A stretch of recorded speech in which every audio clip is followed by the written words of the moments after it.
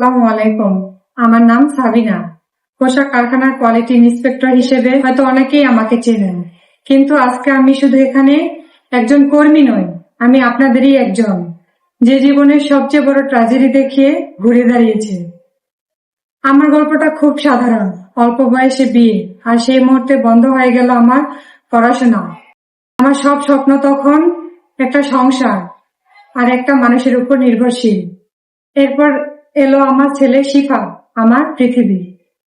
কিন্তু শিফাত আসার পর দেখলাম অভাব। বিপ্লব, শিফাতের বাবা, একটি কারখানায় কাজ করলেও আমাদের ঢাকা সংসার চালানোর ক্ষমতা তার ছিল না। তার মা বাবা প্রথম থেকে আমাকে পছন্দ করতেন না, তাই একসময় বাধ্য হয়ে শিফাতকে নিয়ে আমি আমার বাবার বাড়িতে ফিরে আসতে বাধ্য হলাম। এটাই ছিল আমার জীবনের প্রথম ভুল মোড়। আমি এক জায়গায়, বিপ্লব আরেক জায়গায়। এই দূরত্ব আর আর্থিক চাপ বিপ্লবকে ধীরে ধীরে অন্য পথে ঠেলে দিল। শিফাতের ভবিষ্যতের কথা ভেবে আমি নিজেও আরেকটা কারখানায় কোয়ালিটি ইন্সপেক্টর এর কাজ শুরু করলাম। কিন্তু আমার এই অনুপস্থিতি বিপ্লবের অবৈধ সম্পর্ককে আরো সুযোগ করে দিল। আমি জানতে পারলাম আমার স্বামী অন্য মেয়েদের সাথে সম্পর্কে জড়িয়েছে। চেষ্টা করেছিলাম, অনেক কাকুতি মিনতি করেছিলাম, কিন্তু ভালোবাসার জায়গায় যখন অবিশ্বাস আর অপমান আসে তখন আর থাকা যায় না। ডিভোর্স হলো, আমার বুকটা খালি হয়ে গেল। কিন্তু শিফাত আমার সাথেই ছিল, সে আমার একমাত্র অবলম্বন। কিন্তু প্রকৃতির মার আরো বাকি ছিল। গত ঈদের ছুটিতে শিফাতের দাদু দিদা এলেন, মিষ্টি মুখে বললেন ঈদের উপহার কিনে দেবেন। আমি বিশ্বাস করেছিলাম, কিন্তু সেই সরল বিশ্বাস ভাঙল। তারা শিফাতকে নিয়ে গেলেন, কিন্তু আর ফেরালেন না। আইনগতভাবে তারা শিফাতকে আমার কাছ থেকে কেড়ে নিয়ে গেলেন।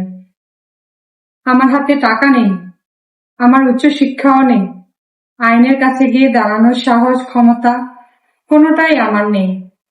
তাই আমি সব হারালাম। একদিন ফ্লোরে দাঁড়িয়ে হঠাৎ মনে হলো, আজ যদি আমি হেরে যাই, তবে শিফাত যদি কোনোদিন আমার কাছে ফেরে, সে কাকে দেখবে? একজন পরাজিত, দুর্বল, অশিক্ষিত মাকে?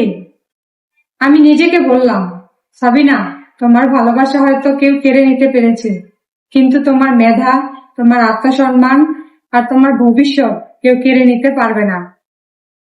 আমি সিদ্ধান্ত নিলাম, আমি আবার শিখব, আমার হারানো শিক্ষাটা ফিরিয়ে আনব। আমি কারখানার কঠোর পরিশ্রমের ফাঁকেই ভর্তি হলাম বাংলাদেশ উন্মুক্ত বিশ্ববিদ্যালয় ডিগ্রি পাশে। এখন আমার হাতে আছে আমার স্বপ্নের 3 বছরের রোডম্যাপ। এই রোডম্যাপ শুধু আমার পরিকল্পনা নয়, এটা আমার হৃদয়ের অঙ্গীকার, শিফাতের কাছে আমার প্রতিজ্ঞা। প্রথম বছর, ভিত্তিমূল স্থাপন ও দক্ষতা বৃদ্ধি। প্রথম বছরটা আমার জন্য যুদ্ধক্ষেত্র। পুরানো পড়াশোনার ছন্দ ফেরানো কঠিন, কিন্তু আমি প্রতিজ্ঞা করেছি, যখনই বই খুলতে আলসেমি আসবে, আমি শিফাতের মুখটা দেখব। এই বছর আমি আমার কিউ এর কাজটাকে আরো মজবুত করব। পাশাপাশি আমি আমার যোগাযোগ দক্ষতা, কমিউনিকেশন স্কিল বাড়ানোর জন্য প্রতিদিন 1 ঘন্টা করে কথা বলার অভ্যাস করব। আর নেব ISO সার্টিফাইড ট্রেনিং, যাতে পণ্যের গুণমানের পাশাপাশি আমার নিজের যোগ্যতা। এই বছর হবে আমার ভিত তৈরি করার, যাতে কোনো ঝড়েই আমি আর ভেঙে না পড়ি। দ্বিতীয় বছর, পরিবর্তনের প্রস্তুতি। ডিগ্রির অর্ধেক পথ পেরোলে আমার আত্মবিশ্বাস বাড়বে। এই বছর আমি নিজেকে ভাষাগতভাবে তৈরি করব। আমি জানি বড় পদে যেতে গেলে স্পোকেন ইংলিশ জানাটা কতটা জরুরি। আমি আয়নার সামনে দাঁড়িয়ে ইংরেজি প্র্যাকটিস করব। আমার লক্ষ্য ক্যারিয়ার ম্যানেজার হওয়া।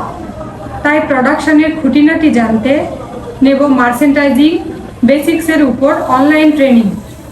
আর আমি শুধু খুদ ধরবো না, ডিফেক্ট ধরবো না, আমি এমন ব্যবস্থা তৈরি করব যেখানে তৈরি হবে না। আমি নিজের কাছে প্রমাণ করব আমি একজন স্মার্ট, শিক্ষিত নারী। তৃতীয় বছর, বিজয় ও স্বাধীনতা। আর এই বছর আমার হাতের মুঠোয় আসবে আমার উন্মুক্ত বিশ্ববিদ্যালয়ের ডিগ্রি সার্টিফিকেট। যেদিন আমি আমার সার্টিফিকেটটা হাতে নেব, সেদিন শুধু আমি একজন সফল গ্রাজুয়েট নই, আমি আমার জীবনে বিপ্লবের দেওয়া সব অপমানের যোগ্য জবাব দিই। আমার অভিজ্ঞতা আর এই ডিগ্রি, এই দুটো অস্ত্র দিয়ে আমি আমার কারখানার কিউএ এক্সিকিউটিভ অথবা জুনিয়র মার্চেন্টাইজারের পদে যাব। আমার বেতন বাড়বে, আমার সামর্থ্য বাড়বে। আমি আর আমার বাবা মায়ের উপর বোঝা নই। আমি আমার সিফাতের জন্য একটি নিরাপদ বাড়ি গড়ব। আমি আইনকে ভয় পাব না। আমি আমার অর্থ আর শিক্ষার জোরে সিফাতকে আবার নিজের কাছে ফিরিয়ে আনার জন্য লড়াই করব। আমার এই বিজয় শুধু আমার নয়, এটা সব পরাজিত মায়ের বিজয়। এটা সব নারীর গল্প, যারা মনে করেন তাদের আর কিছু করার নেই। মনে রাখবেন, জীবন যখন আপনাকে সবচেয়ে কঠিন আঘাতটা দেবে, তখনই আপনার ভেতরের আসল শক্তিটা বেরিয়ে আসার সময়। ভেঙে পড়া সহজ, কিন্তু সেই ভাঙা টুকরোগুলো জোড়া লাগিয়ে আরো শক্তিশালী হওয়াটাই আসল বিজয়। ধন্যবাদ। এগিয়ে চলুন, স্বপ্ন দেখুন আর নিজের জন্য লড়াই করুন।